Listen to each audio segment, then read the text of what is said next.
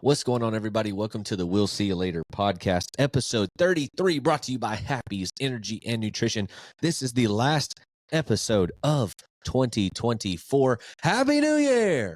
It is New Year's Eve. I'm not a big New Year's fan. Don't really get it, but also don't stay up late enough to really know. I just know for the next 2 months, 3 months, it's going to be irritating writing down 25 instead of 24. That happens for me the first 3 months of every year. It takes me forever to figure that out. We have right out of the gate, I was going to hop right into the pig walk, but we have breaking news. Wide receiver and breakout star of the Liberty Bowl, Desmond James, freshman, 3 catches, 127 yards. First catch of his career goes for 94 yards, which is the longest touchdown pass in Arkansas Razorback history. For a touchdown, scores, first play, first career, touchdown, longest. I mean, it's insane. The man topped out at 22 miles an hour. He's a damn cheetah. Well, Arkansas fans, he just entered the transfer portal. Doesn't mean he's got to leave, but he's testing the waters. You have 1 week from your bowl game after to enter the portal, and you don't have to get out until you want to. So he might be coming back. He might just be testing the waters to see where he's at. We are bringing in wide receivers. He might not think that he has a place. Maybe he does. I thought he had it. But also entering the portal, it doesn't hurt him. Somebody might take a shot on him and offer him a lot more than we are. We only got 3 catches out of him on the year. Yeah, they were huge in a game against a secondary that was horrible and suspect in a bowl game. It's hard to take away things from the Liberty Bowl, but that's your breaking news of the day. We're going to talk about that Liberty Bowl. We're going to hop right into it. Obviously, the MVP was Taylen Green, 11 of 21, which I did not like at all, for 341, 2 touchdowns, averaged 17 yards a catch, if that tells you much about that secondary. Ran 15 times for 81 yards and a touchdown as well. Arkansas wins 39-26 against Texas Tech after being a dog. After being a dog for the most part. I think it flipped. It was, I think, 1.5 to Arkansas. I think it flipped once they realized that our whole entire offensive line, all of our wide receivers except for one, most of our defense was gone. Like, we had probably 8 or 9 guys on both sides of the ball that were starting or rotating from this season. Still managed to come out hot. That Texas Tech team that defense was as good as a steaming pile of cow dung. I mean, that was horrible. We broke off Rodney Hill right out of the gate, breaks off a massive run, then Taylen Green finishes it off. They do kick a field goal, and then Tesla takes. Oh, I mean, if he misses Tesla there, I mean, that's the worst quarterback of all time. There was no one within 25 yards of him. Took off, got stepped out of bounds at like the 1 or 2. Braylon Russell scores, and then boom, quick slant to the house. I mean, it's 21-3 like that. Then in typical Arkansas fashion, we come down to reality and made it a little bit of a game. It wasn't much. It was 24-19. It was a little. It was 21-19, and then we got the field goal, and then we scored, and we pulled away to win it 39-26. There's some good things to take from it. It's really hard to take things from a bowl game, especially when most of your team is gone. I mean, one of our breakout stars that happened in the game, which everybody's like, why didn't he play all year? There's got to be a reason why he didn't play all year. There has to be a reason, okay? We might not know what it is. Yeah, he's fast, but something was not clicking, or something was off somewhere for him not to play. I don't think we would hide that kind of talent for no reason. Now he's in the portal because we did get to use him for that one day. But Taylen Green, we're going to talk about this. I like Taylen. I really do. I think he's a freak athlete. I think he is arguably one of the most athletic people on the field almost at all times. He's a top 5 guy on the field where you're like, okay, he's a playmaker. He's a difference maker, but he can also be a difference maker in the wrong direction. So I'm a high school quarterback, right? I did not drop back a lot, but I just watched the game the best that I can, and Taylen is very calm in the pocket and patient, which is great, but he doesn't read a defense all that well. He kind of focuses either on halves or a fourth or a wide receiver by itself. Like that's his focus only, and that's a little bit scary. That can be taught if he is willing to learn from arguably one of the best offensive coordinators in the country. if not the Bobby Petrino. He has to learn how to read a defense, have an internal clock, which I don't think he has. And immediately, if I'm a defensive coordinator, all I'm doing is I'm putting one guy on a spy on him and trying to force him to go left. Every scramble that Taylen Green has, for the most part, is to the right. Every big play that he has where he does scramble is to the right. If he leaves the pocket, he wants to go right. He'll use the entire field and go straight to the sideline and throw up something, or he'll run all the way up that sideline, cut it up, and make a move. If you cut off the right side and make him go left, all hell breaks loose with Taylen Green. That has to be fixed. He has to be able to go left and right, read a defense, have an internal clock. 1, 2, 3, ball's not out. Start scanning lower. It's up. You got to hit your levels. That can be taught. I don't know if he can learn it. That's the hard part. So I'm hoping that Taylen, we all know he's going to be our starter next year, but I hope that that is not a signed, sealed, delivered situation, that if the quarterback room, if he can't read a defense, we're in for just another year like that. Like mediocrity. Give me a quarterback that can go, okay, so that could go 15 or 16 of 21 for 341 instead of 11 of 21. Like, give me a guy that can go 16 of 21 for 300. I'll give 40 less yards and 5 more completions.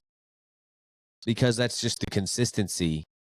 I want him to be the same guy on down 1 that I need him on maybe 4th and 2. And for Taylen, I would trade in the crazy athletic 1 or 2 plays a game for a consistent quarterback. And that's what I think this whole year, this whole 2025 year, he has got to go back to the lab and reinvent that you're a quarterback, Taylen Green. You are a quarterback. You're a freak athlete. Stop relying on just athleticism and learn how to be a good quarterback. Because if you think that you're going to the next level as a quarterback, you've got to do what a Lamar did, and he had to turn into a quarterback. Lamar Jackson is the freakest athlete who had a pretty good arm, and now the man is a damn good quarterback, 2-time MVP, possibly 3. I'm hoping Josh Allen wins it this year. But that's what Taylen has to do. You have to put your athleticism to the side and learn the position to the best of your ability. I'm hoping he can do it. If not, we're in for a long one again. I'm happy with the guys that we're bringing in, but if our quarterback is the same guy, this is what you're going to get. Okay, there's a couple games we're going to lose that we should have won. There's a couple games we win but we should have lost. And we're just balancing 6-6, 7-5, maybe sniff 8-4. Like that's what we're letting be normal. I don't want to go for 6 wins anymore. I want to start seeing progression. Like if Pittman goes 6-6 this next year, he's gone. He knows that. We can't have it. So let's just hope and pray that Taylen turns into a great quarterback, because he is a great dude and a great athlete. And the fact that he's coming back, he stuck around for the bowl game. He wants to be here. Like, I'm so proud to have him as our quarterback. I just need him to start evolving and growing as a quarterback so the world and the next level sees what he is and what he can be. With that, we're going to go into just our picks. Bama just lost to Michigan literally 10 minutes ago, 19-13. South Carolina is playing Illinois. That's a top 25 matchup. Baylor and LSU are playing here in a little bit. And then tonight is Penn State -12 versus Boise State. We picked Penn State. We think Penn State. And then tomorrow are the 3 big boy games. Texas is -12.5 versus Arizona State. Let's just say this. Arkansas beat Texas Tech bad. It didn't look pretty. Texas Tech beat Arizona State. Texas by 1,000,000 is what the answer is to this game to me. Texas by 1,000,000. Ohio State -2.5 versus Oregon. We're rocking Oregon. We just think Oregon's that good. I think Ohio State's going to have a great game. I think Oregon's going to have a great game. I think this will be the game of the playoffs for sure. Then you have Notre Dame versus Georgia. Georgia 1.5 point favorites. I'm still rolling with Georgia. I think they find a way to do it. I just think they do. I think it's going to be a close battle, but I think they find a way to do it. And that's the rest of the bowl game so far before we get to the next round. All right. I know we talk about this every freaking week right now. Until they figure something out, it's new stuff coming out nonstop. Quinn Ewers, the quarterback from Texas, who should be him, could be Arch Manning, like you don't know. They've come out and said Quinn Ewers has received a $6 million offer to return to college football and enter the transfer portal. It's tampering. Okay, like that's fine to do, but do that after the season. It's crazy to think that, but Quinn Ewers might come back next year for $6 million and go somewhere else. We don't know where that is. They won't tell us that part, but it's tampering. It's happening all over college football, and it's kind of sickening and gross. It is. It's disgusting to see.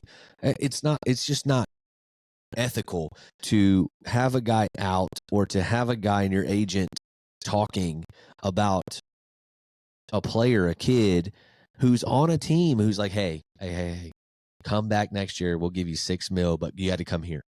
It's driving me insane. I'm tired of tampering. Everybody says they're doing it.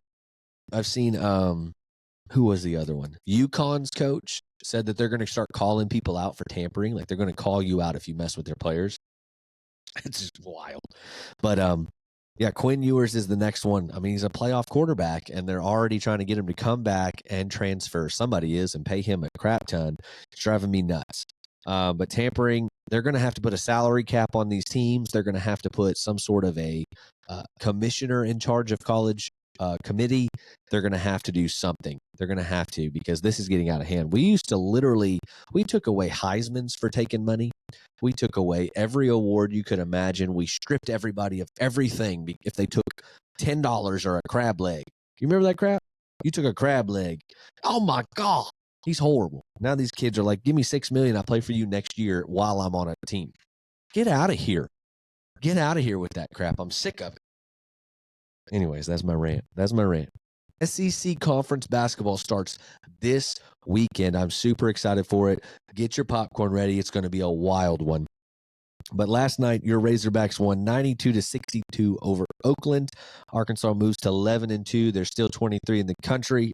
Maybe get bumped up a spot or two by the end of the week. But we're done right now. Oakland was 4-10. We kept them off the 3-point line the best that we could, and just bullied them in the paint. Bullied them. Thero Adu, by the way, I heard was sick. He had the flu. That's what Calipari said. So he didn't get a lot of playing time. He didn't look like his normal self. He was kind of getting banged up in the boards. You could tell something was off. He was a step slow. So we put Thero down there, and Thero just bully balled. Thero went off for 20 points, 6 rebounds, 6 assists. Boom, boom, boom. Boogie Fland, it took him the first half, but turned around and just started three, you name it. Boogie goes off for 24, 2 rebounds, 6 assists, has a day, has a half, doesn't even have a day, has a half. But no, we traveled this weekend to the number 1 team in the country, Tennessee, who is currently beating a no-name team. So they'll be 13-0. Tennessee. We're traveling there. Let's hope that Adu is back in action, that he is healthy as he can be. Let's hope that Boogie brings it. DJ Wagner. We're going to need everybody. We're still not fully healthy. You know, we have Adu, who's now a little sick. We still have Jonell Davis. His wrist, he's been out for a couple weeks now. We're still trying to get him back in healthy. Big Z, we got to find him an identity out there. He should be on the second squad for sure as a rotator, but got to find the identity. But yeah, I'm excited. This is going to be fun. Right out of the gate, our first 3 games are against top 25 teams. That's how deep this league is. Let's just hope that we can, I don't even know how to explain. Let's just hope we can survive this. Because if you win 8 to 10 SEC games, just 8 to 10. Those are all like quad 1 and quad 2 wins. All of them, which is wild. So I'm excited. I can't wait. But, we have the potential to be a top 25 team and start off 0-3 in conference. That could happen. That could happen to anybody in the league. Nuts. I'm telling you, the SEC basketball, it's going to be like up and down nuts. But real quick show, guys, I just want to say, I know that we're done with the sports side of it. Man, I'm just so grateful to be able to do this. This is it for 2024. In 2023, I lost my father. And for a few months, I was lost. I really was. And my buddy Jordan and me, Jordan is coming back, I promise, guys. My buddy Jordan and me started this for fun, and I started it as an outlet. I wanted to hang out with my friend, who was a polar opposite of me, because he was a good balance spot for me, and I wanted to talk about stuff that I love because I didn't see love for a while. When I lost my dad, I lost a lot of who I was because that's my dad, you know? But through 2024, through now 33 episodes of this podcast, some by myself, some with my best friend Jordan, I was able to find myself and find some happiness again and find something that I love. I don't care if 10 of you watch this or 10 million, man. I hope one day we can make this something a lot bigger. In 2025, we're going to be editing a lot better. I'm getting a new laptop so I can start editing better. And I'm going to learn this game. And I'm going to work my butt off for it. And you guys are going to see that. You're going to see the changes on the podcast slowly but surely. Once I can save up, we get cameras. We'll be interviewing coaches. It's going to be wild. I'm telling you. But I just want to look back at 2024 and be like, this is what started it. It was 1 year of not knowing what the hell we were doing and just enjoying ourselves and having fun. And it turned into something bigger and better. And I'm so grateful for you guys. I really am. For however many or whoever's listening to this, thank you for being a part of this journey. We're just getting started. 2025 is going to be crazy. So the We'll See You Later podcast is the last thing my dad said to me. So I got custom bumper stickers made that have the flag on them. I know it's backwards, but it says on here, "We'll see you later, man." And it's my dad's name underneath it because that was the last thing he said to me. So I got some bumper stickers finally made. Eventually, we're going to have some We'll See You Later merch somehow, some way. We had some stickers early. We might bring those back as well for 2025. So if you want a sticker, you just got to reach out to us. But yeah, guys, I can't wait for 2025. I cannot wait. It's going to be bigger, better than ever, stronger. Thank you guys so much for just being here from day one. I understand some of you guys are your family, your friends. This is day one. We can't wait to see where we're going to go, but thank you all for being here right now. We're grateful for you. 2024, we love all of you guys. Thank you. Thank you, thank you, thank you. So before you guys get out of here, 3 things to live by. 1, never piss into the wind. 2, hogs by 90. 3, and probably the most important, never, ever, ever trust a fart. Happy New Year, guys. And until next time, we'll see you later.